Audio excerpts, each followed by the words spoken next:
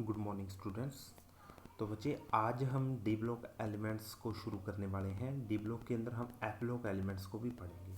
तो हमारा जो नेक्स्ट चैप्टर है, नेक्स्ट यूनिट है, that is D and F block elements.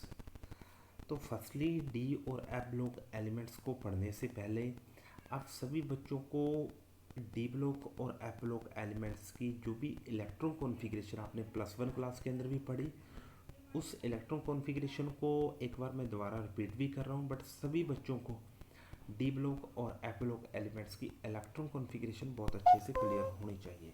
Okay, तो इसके साथ साथ अगर आपको नाइट्रोजन कंटेनिंग कंपाउंड्स का जो चैप्टर हमने लाइव क्लास के अंदर भी यही बात की कि बच्चे अगर आपने तीनों चैप्टर ऑर्गेनिक के अच्छे से पढ़ रखे हैं तो फोर्थ चैप्टर के अंदर आपको कोई भी प्रॉब्लम नहीं आने वाली। इसके साथ साथ एक या दो टॉपिक रहेंगे, उसको मैं जिक्र भी करूँगा नेक्स्ट चैप्टर के अंदर। नेक्स्ट जब भी हमारे को टाइम मिलेगा तो उसके अंदर हम उसको डिस्कशन भी करेंगे। तो आपने तीनों ऑर्गेनिक चैप्टर अच्छे से करने हैं। इसके साथ साथ ही आपका N block nitrogen containing compound जो कि फोर्थ चैप्टर है वो आपका बहुत ईजिली क्लियर हो जाएगा। तो अब बात करते हैं हम D and F block elements की। तो इस चैप्टर को पढ़ने से पहले हम यही बात पढ़ेंगे, यही बात करेंगे कि डी ब्लॉक एलिमेंट्स को और एफ ब्लॉक एलिमेंट्स की इलेक्ट्रॉन कॉन्फ़िगरेशन किस टाइप की रहेगी। ओके, तो इलेक्ट्रॉन को फर्स्टली इसके साथ साथ हम यही बात भी करेंगे कि why these element called the d block elements, और एस ब्लॉक एलिमेंट क्या रहे थे, पी ब्लॉक एलिमेंट्स क्या होते हैं और एफ ब्लॉक एलिमेंट भी क्या रहते हैं। तो बच्चे सभी बच्चों को पता है कि आपकी इलेक्ट्रॉन कॉन्फ़िगरेशन क्या रहती है। तो on the basis of electron configuration हमने एलिमेंट्स को आगे सब डिवाइड किया था in the s block, P block and D block. तो जैसा कि सभी बच्चों को पता होगा कि अगर आपकी इलेक्ट्रॉन कॉन्फ़िगरेशन के time last electron S orbital के अंदर चला जाता है तो एलिमेंट्स को हम एस ब्लॉक एलिमेंट का नाम देना शुरू कर देते हैं। ऑन दी सेम वे अगर एलिमेंट का लास्ट इलेक्ट्रॉन पी ऑर्बिटल के अंदर जाता है तो एलिमेंट को हम पी ब्लॉक एलिमेंट का नाम दे देंगे।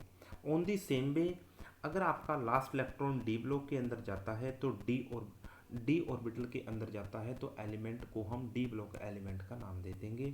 और ऑन दी बिल्कुल same way F block element का भी यही सेम प्रोसेस रहेगा।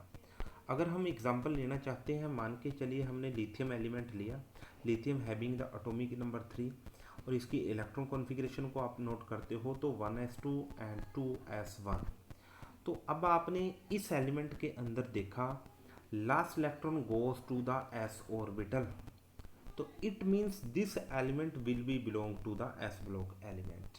ओके, अगर आप कोई अनदर एलिमेंट लेके चलना चाहते हो, मान के चलो यहाँ पे आपने नाइट्रोजन को लिया, तो नाइट्रोजन के अंदर अगर आप उसकी इलेक्ट्रॉन कॉन्फ़िगरेशन नोट करते हो, this is 1s2, 2s2 and 2p3।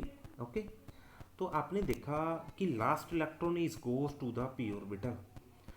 अगर आपका लास्ट इलेक्ट्रॉन पी ऑर्बिटल के अंदर जा रहा है तो that element will be belongs to the p block element. Okay, तो बच्चे यही बात हम सिर्फ प्रोसेस फॉलो करेंगे इन डी ब्लॉक एलिमेंट्स के ऊपर। तो डी ब्लॉक के अंदर आपको इलेक्ट्रॉन कॉन्फ़िगरेशन दिख रही होगी। तो हम यहाँ पे बात कर रहे हैं, दिस इज स्कैंडियम। ओके, तो स्कैंडियम की जब भी आप इलेक्ट्रॉन कॉन्फ़िगरेशन लिखोगे तो this one is 1s2, 2s2, 2p6, 3s2, 3p6, 4s2 और इसके बाद आता है 3d1। तो बच्चे आपने देखा last electron is goes to the d orbital, it means this element will be belongs to the s block element. Okay, on the same way आप चेक कर सकते हो टाइटेनियम का लास्ट इलेक्ट्रॉन डी के अंदर गया हुआ है तो this is also a d block elements. तो सभी एलिमेंट्स के अंदर आप यही देखोगे कि last electron is goes to the d block, d orbitals. तो these elements are called the d block elements. अब बात ये रहेगी, यहाँ पे आपने ध्यान से देखा है कि यहाँ पे जो इम्पोर्टेंट पॉइंट है इस इलेक्ट्रो कॉन्फ़िगरेशन का, chromium and copper having the exceptional electro configuration. तो आप इस फिगर के अंदर भी चेक कर सकते हो, यहाँ पे chromium and copper having the exceptional electro configuration. This is 3d5 4s1 and this is 3d10 4s1। तो इसके बारे में भी हमने +1 के अंदर बात की थी कि this elements acquire the half field stable electro configuration and this element also acquired the fully filled electron configuration, so that chromium and copper having the unexpected exceptional electron configuration. Okay, अब हम बात करने वाले हैं यहाँ पे कि आपने देखा कि इनका जो जो डी ब्लॉक एलिमेंट्स हैं, ये डी ब्लॉक एलिमेंट्स का जो लास्ट ऑर्बिटल है वो 3D1 होना चाहिए था, बट यहाँ पे आप देखते हो कि 3D1 आपका बाहर नहीं है, यहाँ पे ये एक इनर मोस्ट शेल के अंदर है, मतलब बेटा बाहर से एक अंदर वाले ऑर्बिटल के अंदर आपका इलेक्ट्रो कॉन्फ़िगरेशन जा रही है। तो आपके माइंड के अंदर ये भी क्वेश्चन अराइज हो रहा होगा कि यहाँ पे हमने इस इलेक्ट्रो कॉन्फ़िगरेशन को 4s2 3D1 क्यों नहीं लिखा। यहाँ पे आप क्वेश्चन के अंदर देख सकते हो, this electro configuration is represented by the 3D1 4s2 not by 4s2 3D1।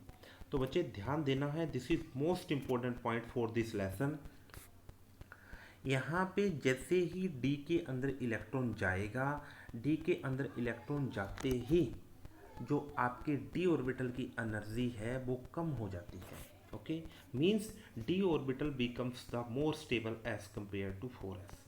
तो आपने इसी बात को ध्यान में रखते हुए कि जैसे ही डी के अंदर इलेक्ट्रॉन जाता है तो D will becomes the more stable, D orbital की एनर्जी कम हो जाती है और ये ज़्यादा स्टेबल हो जाता है। स्टेबल होने के कारण ये आपका जो डी ऑर्बिटल है वो 4s से अंदर चला जाता है।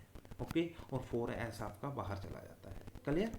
तो ऑन दी सेम वे अगर हम बात करते हैं कि आपको मान के चलना कि इलेक्ट्रॉन निकालना है, स्कैंडियम में से एक इलेक्ट्रॉन निकालना है, तो बच्चे स्कैंडियम प्लस की जो इलेक्ट्रॉन कॉन्फ़िगरेशन रहेगी वो रहेगी 3D1 4s1। मीन्स जब भी आपने इलेक्ट्रॉन को रिमूव करना है डी ब्लॉक एलिमेंट्स में से, तो डी ब्लॉक का एलिमेंट आप एस में से ही लास्ट इलेक्ट्रॉन को निकाला करोगे। अगर हम बात करते हैं स्कैंडियम +2 की, तो स्कैंडियम +2 का भी यही मतलब रहेगा कि आपका लास्ट इलेक्ट्रॉन एस ऑर्बिटल से निकलेगा। मीन्स आपकी इलेक्ट्रॉन कॉन्फ़िगरेशन रहेगी 3D1 4s0। ओके, तो इन बातों का आपने बहुत अच्छे से ध्यान में रखना है, तभी आपको डी ब्लॉक एलिमेंट्स आपको अच्छे से क्लियर हो जाएगा। ओके, तो अब हम बात करने वाले हैं एक्सेप्शनल इलेक्ट्रॉन कॉन्फ़िगरेशन की भी बात हो चुकी है हमारी, एस ब्लॉक की बात हुई, पी ब्लॉक और डी ब्लॉक, और इसके साथ साथ एफ ब्लॉक एलिमेंट्स की। ओके, अब हम अपना चैप्टर शुरू करने वाले हैं कि इस चैप्टर के अंदर हम क्या कुछ पढ़ेंगे और क्या कुछ आएगा। Okay, thank you. अभी हम नेक्स्ट चैप्टर के अंदर, नेक्स्ट लेक्चर के अंदर मैं इसी बात को डिस्कशन करूँगा।